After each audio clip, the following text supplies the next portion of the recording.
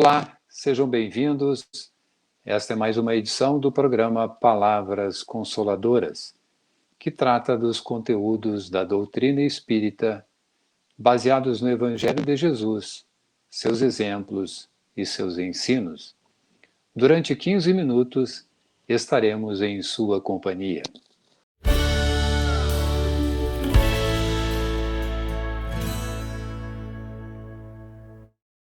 A União Municipal Espírita de Caxias do Sul nos oferece para o diálogo de hoje o texto A Missão de Cada Um, do livro Vinha de Luz, com psicografia de Francisco Cândido Xavier, pelo Espírito Emmanuel. Para nos ajudar a interpretar a mensagem de hoje, nosso convidado é Márcio Festugato, colaborador do Movimento Espírita na Serra Gaúcha. Seja bem-vindo, Márcio. Boa noite, senhores e senhoras. É um privilégio poder estar aqui participando desse trabalho de ajuda e de aprendizado. Muito bem. Márcio, diante desse texto, A Missão de Cada Um, e também possivelmente muitas pessoas estão questionando, né, qual seria a minha missão. Então a gente pretende aqui fazer um cenário, né, ou alguns cenários possíveis na missão dos reencarnantes no orbe terreno. E para nos esclarecer sobre a pergunta de Kardec aos espíritos, na pergunta 573 do Livro dos Espíritos, sobre em que consiste a missão dos espíritos encarnados. Por favor, Márcio. Então, no Livro dos Espíritos, os Espíritos nos dizem o seguinte: a nossa missão, que somos encarnados, consiste basicamente em instruir os homens, em lhes auxiliar o progresso e em lhes melhorar as instituições por meios diretos e materiais. Cada um de nós tem nesse mundo a sua missão, porque todos podem ter alguma utilidade. Então, nós devemos entender a missão como sendo uma tarefa específica que objetiva o bem da criatura e de todas as demais criaturas. Todo homem sobre a Terra tem uma missão que pode ser grande ou pequena, e que as missões dos espíritos têm sempre o bem por objetivo. Portanto, há tantos gêneros de missões quanto as espécies de interesse a serem resguardados. Informam também que a importância das missões está em relação com a capacidade e a elevação moral do espírito, e que cada um de nós tem sua missão nesse mundo, porque cada um de nós pode ser útil de alguma forma. Ao contrário da ideia materialista de que eu não pedi para nascer, na realidade, cada um de nós pediu para nascer e até suplicamos para nascer. Allan Kardec, no Livro dos Espíritos, questão 330, nos traz a seguinte informação: a reencarnação está para os espíritos, assim como a morte está para os encarnados. É um processo incontestável. Os espíritos querem renascer, precisam renascer. E os que aqui nascem, voltam ao plano físico, um dia terão que morrer, porque é a sequência da vida física. Portanto, é a nossa certeza absoluta que um dia nosso corpo irá morrer. Então, a encarnação é uma necessidade evolutiva, porque é somente ao contato com a matéria física, com a matéria do planeta, que nós, espíritos, conseguimos elementos necessários para o nosso progresso intelectual, moral, social, psicológico, etc. Agora, por que cada um de nós pediu para nascer? Porque, enquanto estávamos no mundo espiritual, a nossa consciência se lembrava de todas as nossas existências anteriores. E isso fazia com que a gente se lembrasse das culpas, gerando remorsos, que no espírito se transformam em dores morais. Por isso, a nossa consciência não nos permitia a paz, não tínhamos paz. O remorso dos erros, das culpas, nos fazia lembrar que precisávamos reparar os danos que causamos, corrigir as nossas más tendências que alimentamos nas várias encarnações anteriores. E, por último, desenvolvermos as qualidades nobres, que são as virtudes, que se encontram ainda pouco desenvolvidas em nós. Joana de Ângeles nos dá uma esperança, dizendo que errar é normal, mas o dever moral é reparar. Portanto, o que é o erro? É a experiência que não deu certo, mas pode ser corrigido e pode ser reparado. Allan Kardec, no livro O Céu e o Inferno, emprega a expressão reparação para designar aquela condição onde o indivíduo reencarna com o propósito de fazer o bem a quem ontem fez o mal. Devemos, então, portanto, considerar que as reparações são variantes de missões. Seguindo ainda, então, no Livro dos Espíritos, Márcio, na questão 574, qual pode ser, na Terra, a missão das criaturas voluntariamente inúteis? Pois é uma situação bastante assim angustiante e triste, porque os espíritos nos dizem que há efetivamente pessoas que só vivem para si mesmas e que não sabem tornar-se úteis a quem quer que seja.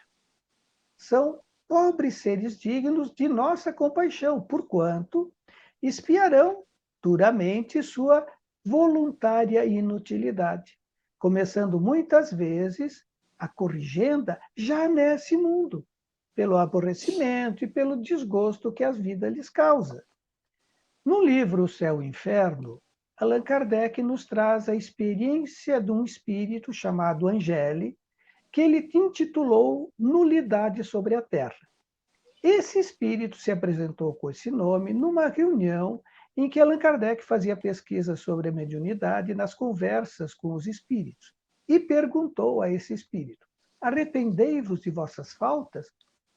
O espírito Angeli respondeu: não. Acaso sois feliz? Resposta: não. Sofreis? Não. O que vos falta, pois? A paz. Estás disposta a dizer-me o que fizeste na última encarnação? Nada, não fiz nada. Qual a vossa posição social? Mediana. Foste casada? Sim, fui esposa e mãe. E cumpriste zelosa os deveres decorrentes desse duplo encargo? Não. Meu marido me entediava, bem como os meus filhos. Então, de que modo preenchesse a existência? Divertindo-me quando solteira e enfadando-me como mulher depois. Quais eram as vossas ocupações? Nenhuma. Quem cuidava da vossa casa? A criada. Então, o mentor desse espírito vem e traz as explicações sobre ele. Angeli era uma dessas criaturas sem iniciativa, cuja existência foi tão inútil para si como para o próximo, amando-as apenas ao prazer, incapaz de procurar no estudo, no cumprimento dos deveres domésticos e sociais, as satisfações do coração, ela não teve essa capacidade. Ela passou a juventude em distrações frívolas. E quando os deveres sérios começaram, devido ao casamento e aos filhos, o mundo que ela havia feito era um vazio em seu coração. Não teve faltas graves, mas também não teve méritos. Ela fez a infelicidade do marido, comprometeu o futuro dos próprios filhos, deturpou-lhes o coração e os sentimentos pelo mau exemplo e pelo abandono em que os deixou entregue às criadas. A sua existência foi, portanto, improfícua. E por isso mesmo culposa, visto que o mal oriundo da negligência do bem gera uma culpa. Então, ficai bem certos que não basta abster-vos das faltas, é preciso praticar as virtudes que lhes são opostas. Estudai os ensinamentos de Jesus, porque o bem é a cura do mal. Então, Allan Kardec perguntou mais: ser-me-á permitido saber qual teria sido a penúltima existência da Angéle, desse espírito? O mentor conta. Ela viveu na existência anterior na indolência beatífica, na inutilidade da vida monástica. Ela passou como freira. Preguiçosa e egoísta por gosto, quis experimentar depois a vida doméstica, mas seu espírito pouco progrediu. Hoje ainda não sente forças para tentar o mínimo esforço. Orai por ela. E lembrai que o homem foi criado para a atividade. E a atividade do espírito é da sua própria essência, assim como a atividade do corpo é uma necessidade. Então, trabalhai, cultivai a inteligência, porque deve auxiliar no cumprimento da missão de cada um, tendo em mente que essa paz que aspirais só vos será concedida pelo trabalho. Contai conosco, os amigos espirituais, que nos estendemos a mão, porque nós vamos fortalecer e dar força na vossa crença em Deus. Para cumprir, então, a missão que nos cabe, não são necessários grandes cargos, fortunas, situações de destaque. Basta que apliquemos a disciplina no lugar que nos é próprio, com o prazer de servir aos demais. No livro O Evangelho por Emmanuel, no capítulo Ninguém é Inútil, Emmanuel nos diz o seguinte: é preciso que se conclua que na vida ninguém é inútil. Deus não cria seres inúteis. Se Deus trabalha sem interrupção, como poderia nascer dele filhos preguiçosos? Isso é um contrassenso. Bom, chegando mais para o final do programa, ainda no recheado Livro dos Espíritos, que nos esclarece sobre várias questões, e deixamos aqui a grande deixa aos ouvintes, né? Leiam o Livro dos Espíritos, terão muitos esclarecimentos surpreendentes, mesmo que datado do século retrasado. E aí, Márcio, no Livro dos Espíritos, então, ainda na questão 582, pode-se considerar como missão a paternidade? Então, é sem contestação uma verdadeira missão, ao mesmo tempo que um grande dever. Deus colocou o filho sob a tutela dos pais, a fim de que estes, os pais, o dirijam para o caminho do bem. Tanto que ele diz assim: se o filho vier a sucumbir por culpa deles, os pais suportarão os desgostos resultantes dessa queda do filho e partilharão dos sofrimentos do filho nas vidas futuras, por não terem feito o que lhe estava ao alcance, a fim de que ele avançasse na sua caminhada pela estrada do bem. Allan Kardec, no Livro dos Espíritos, questão 208, perguntou o seguinte aos espíritos: os pais exercem alguma influência sobre os filhos? Muito grande. Os pais têm por missão desenvolver o progresso dos filhos pela educação. Educação que a gente fala aqui é aquela educação moral. Se falharem, sentir-se-ão culpados. Santo Agostinho, no Evangelho segundo o Espiritismo, nos diz o seguinte: pai, abrace o filho que vos causa desgosto e dizei a vós mesmos: um de nós, ou ambos, foi culpado. Procurar ensinar a essa criança que ela está na terra para se aperfeiçoar, para amar e bem dizer. Desde o berço, desde pequenininha, a criança já manifesta instintos bons e instintos maus. Cabe aos pais estudá-los, sabendo que tem como raiz o orgulho e o egoísmo. Então, precisamos nos empenhar como pais a combater esses males.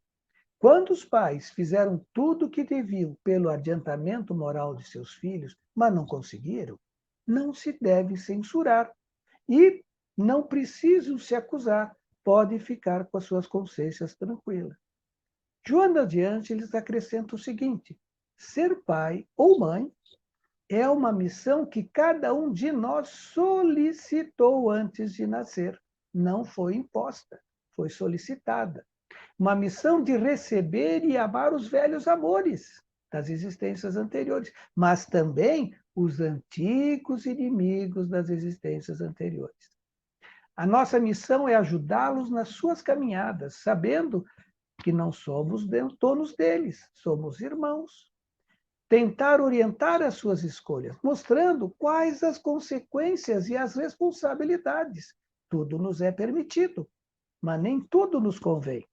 A missão de ajudá-los a vencer, a superar as suas más tendências, os seus vícios, assim como os nossos. Através do quê? Da disciplina, dos limites, do carinho, da paciência, da compreensão. A missão de colocá-los no caminho da fé e do conhecimento evangélico. O Evangelho é a boa nova que nos orienta à missão de curarmos a nossa alma. É ali que está o caminho da cura. Boa mensagem essa final aí, Márcio. Muito boa. Que o Evangelho é a boa nova que nos orienta à missão de curarmos a nossa alma.